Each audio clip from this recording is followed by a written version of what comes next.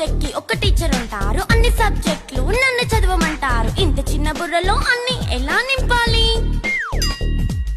Class work, home work, fair notes అంటారు. Subject కి 3 books పెట్టి బ్యాగ్ నింపుతారు. ఇన్ఫాక్ట్ నా బరువు కన్నా నా బ్యాగ్ బరువే ఎక్కువ.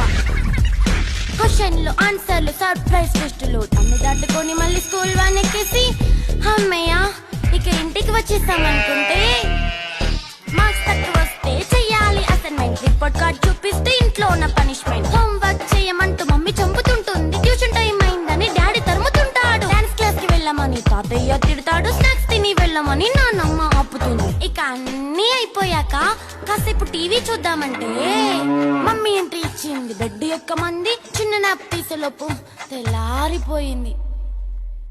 అయ్యో మళ్ళీ మొదలు ఈ స్కూల్ కష్టాలు.